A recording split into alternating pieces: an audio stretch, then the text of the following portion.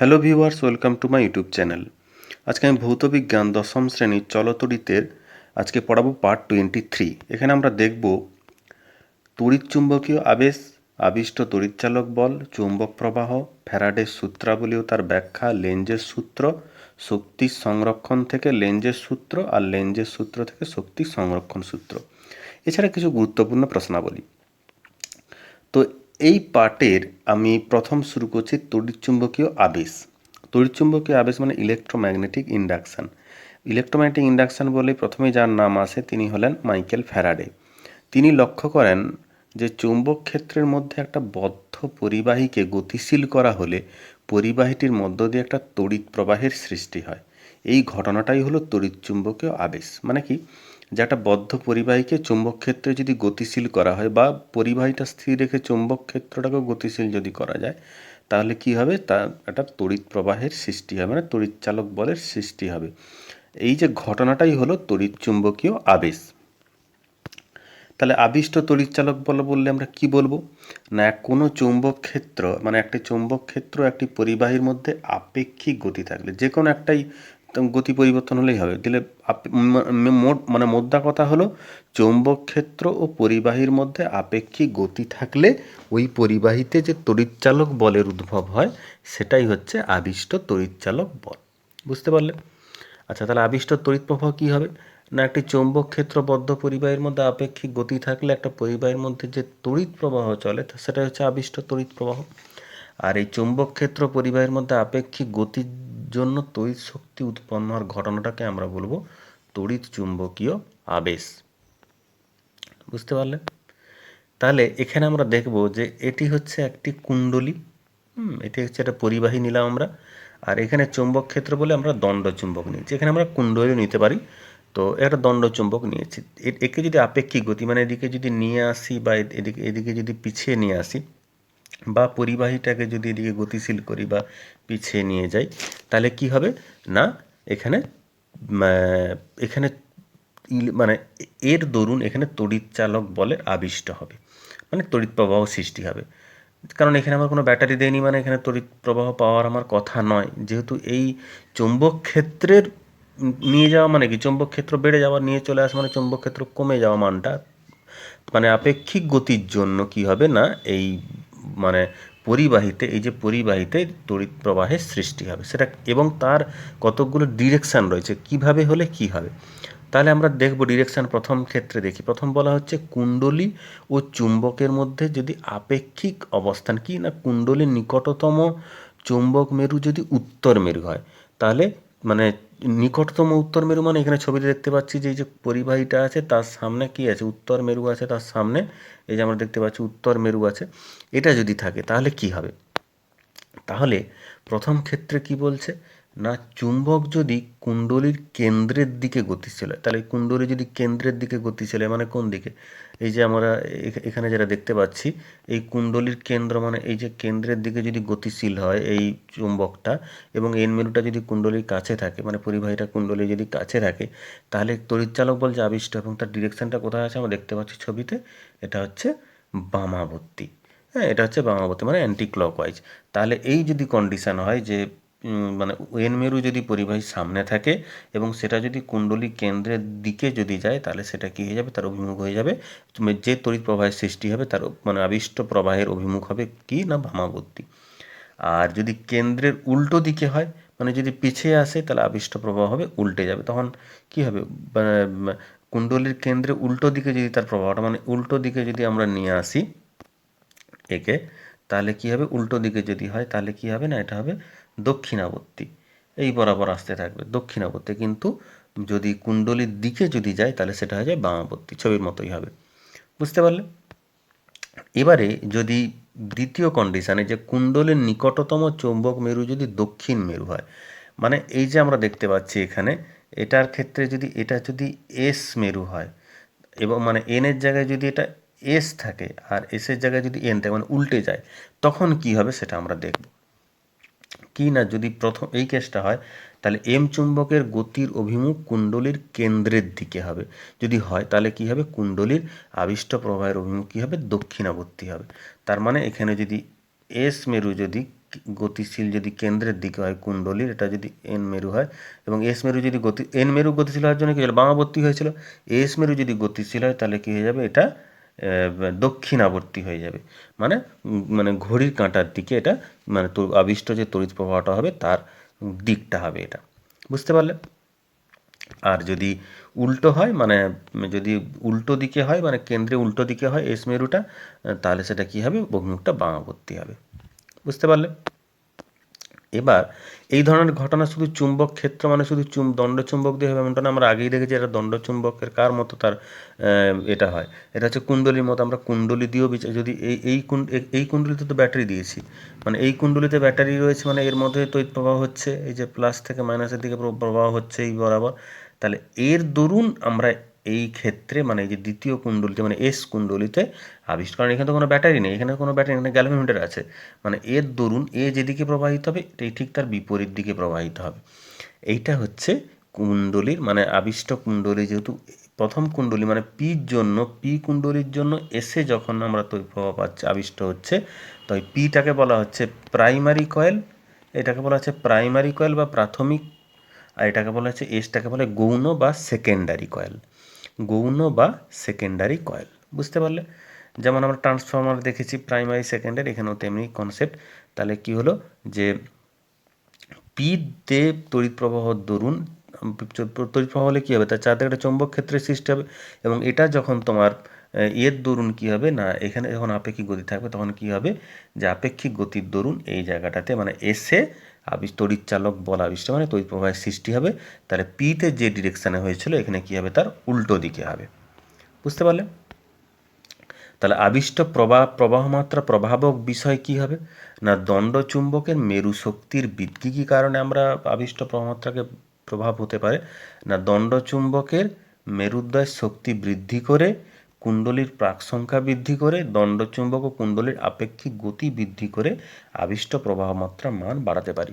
মানে দণ্ডচুম্বকের মেরুদ্বয়ের শক্তি, মানে মূল কথা হলো চুম্বকের যে, মানে চুম্বক যে চুম্বক ক্ষেত্রে তার মেরুদ্বয়ের কী হবে না, শক্তি বৃদ্ধি করে, কুণ্ডলীর পাক সংখ্যা বৃদ্ধি করে, আর দণ্ডচুম্বক ও কুণ্ডলীর আপেক্ষিক গতি বৃদ্ধি করে আবিষ্ট প্রবাহমাত্রার মান বাড়ানো যেতে পারে। এবারে চুম্বক আবেশের ডেফিনেশন বলে আমরা কী লিখব, চুম্বক আবেশ বললে বলতে পারি যে চুম্বক ক্ষেত্রে কোনো বিন্দুর চারিদিকে একক ক্ষেত্রফলের মধ্য দিয়ে লম্বভাবে অতিক্রান্ত চৌম্বক বলরেখার সংখ্যাকে ওই বিন্দুতে চৌম্বক আবেশ বলে।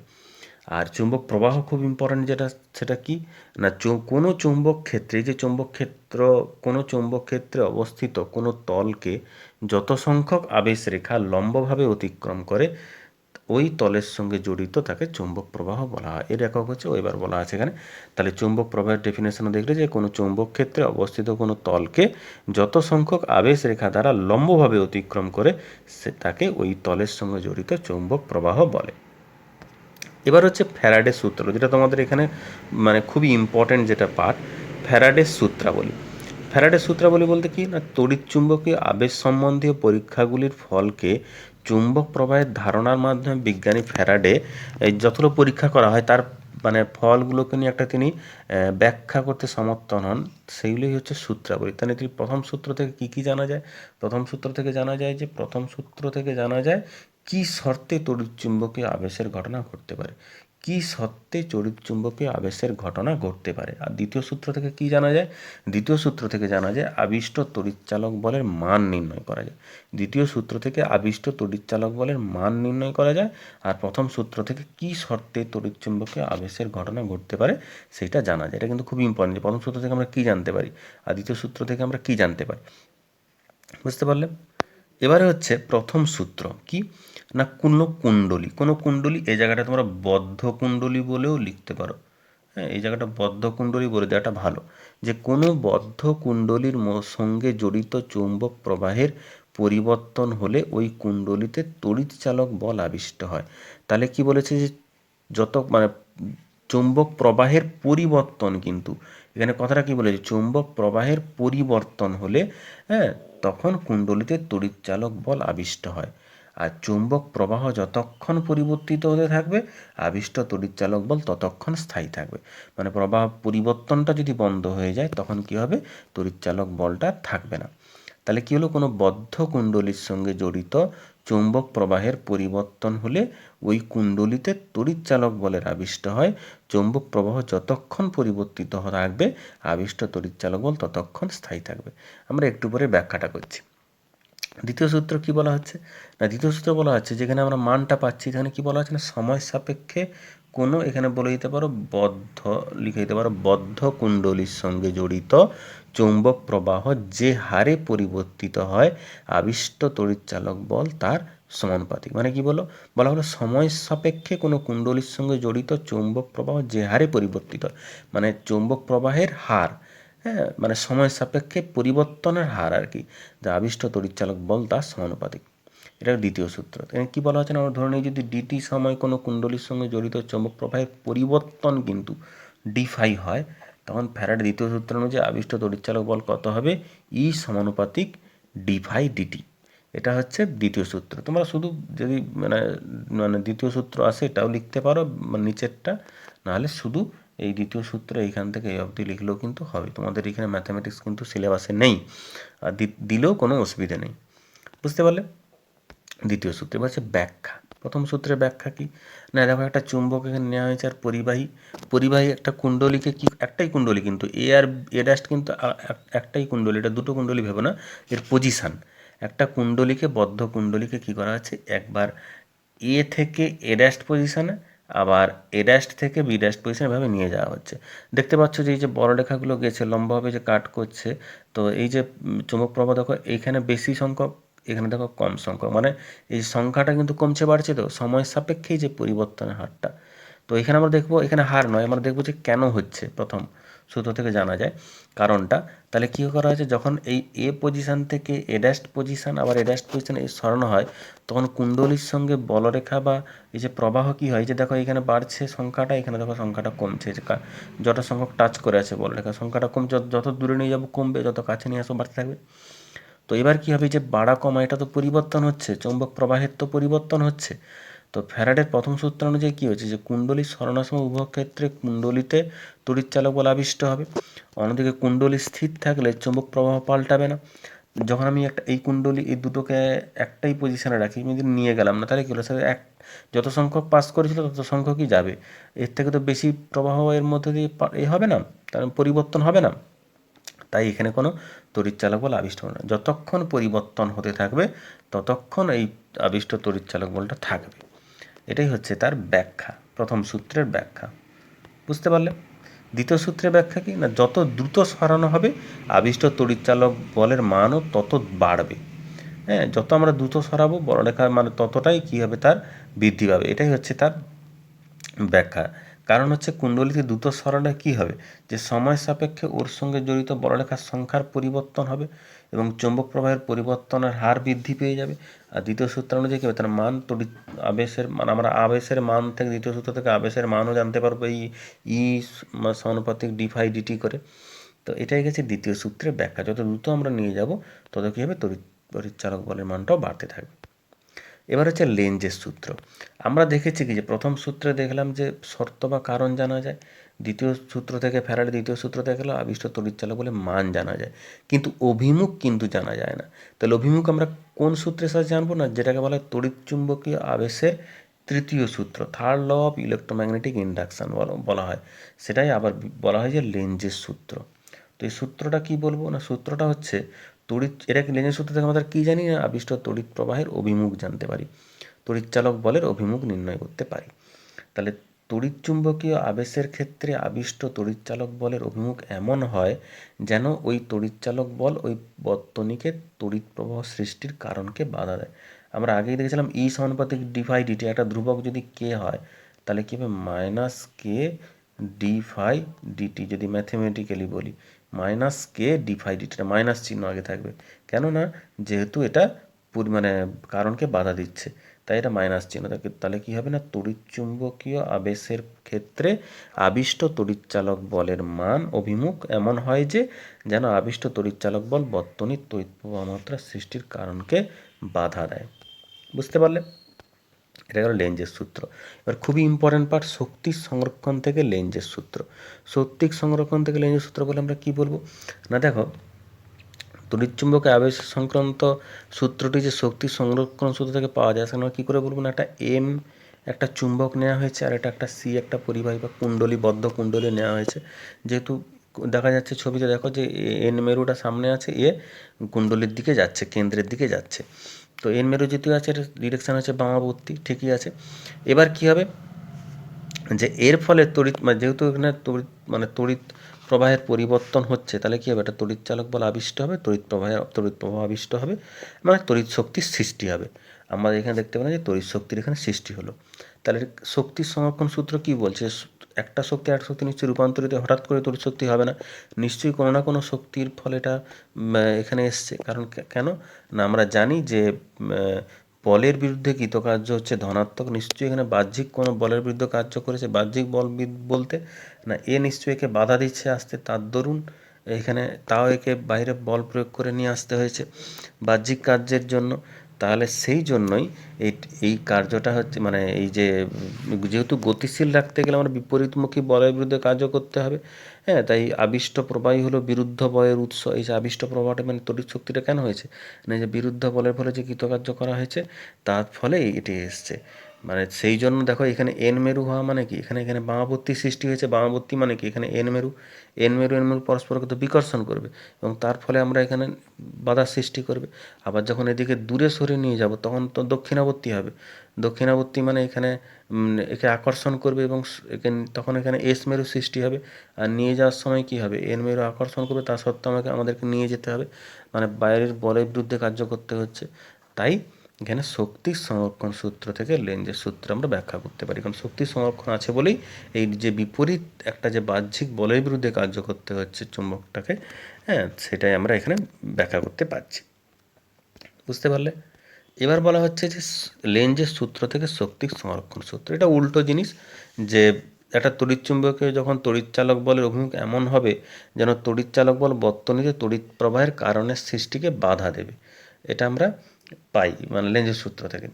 অর্থাৎ কুণ্ডলীর কাছে চুম্বক নিয়ে যেতে গেলে আবিষ্ট তড়িৎচালক বল ওই গতিকে বাধা দেবে, আবার চুম্বককে দূরে নিয়ে গেলেও গতিকে বাধা দেবে। ফলে চুম্বক বা কুণ্ডলীর যে কোনো একটিকে আপেক্ষিকভাবে গতিশীল করতে হলে ওই বাধা বলের বিরুদ্ধে কার্য করতে হবে। এই কার্যই আবিষ্ট তড়িৎচালক বলকে আবিষ্ট করবে এবং শক্তির সংরক্ষণটি বজায় থাকবে। অর্থাৎ লেঞ্জের সূত্র থেকে শক্তির সংরক্ষণ সূত্র পাই, উল্টো জিনিসটা বললে এটা হয়ে যাচ্ছে। বুঝতে পারলে? আর একটা খুব গুরুত্বপূর্ণ প্রশ্ন আছে যে আবিষ্ট তড়িৎচালক বল কোনো নির্দিষ্ট অভিমুখে নেই, কোনো নির্দিষ্ট অভিমুখ নেই, আবিষ্ট তড়িৎচালক বলের কোনো নির্দিষ্ট অভিমুখ নেই। এটা ব্যাখ্যা বললে কি বলবে, এটার ব্যাখ্যা বলবে যে যেহেতু লেঞ্জের সূত্র অনুযায়ী কি না, আবিষ্ট তড়িৎচালক বলের অভিমুখ এমন হয় যেটি সর্বদা নিজের সৃষ্টির কারণকে বাধা দিবে। ফলে আবেশের কারণে অভিমুখ পরিবর্তন করা মাত্রই তড়িৎচালক বলের অভিমুখে পরিবর্তিত হয়ে যাবে। এবার আবিষ্ট তড়িৎচালক বলের অভিমুখ নির্দিষ্ট নয়, কারণ তড়িৎচালক বল সৃষ্টির কারণ দ্বারা নির্ধারিত হয়। তুমি কীভাবে কোন অভিমুখে তড়িৎ কেমন তুমি যে প্রবাহীটা নিয়ে যাবে তার উপর নির্ভর করছে আবিষ্ট তড়িৎচালক বল। তাই এর কোনো নির্দিষ্ট কিন্তু কোনো অভিমুখ নেই।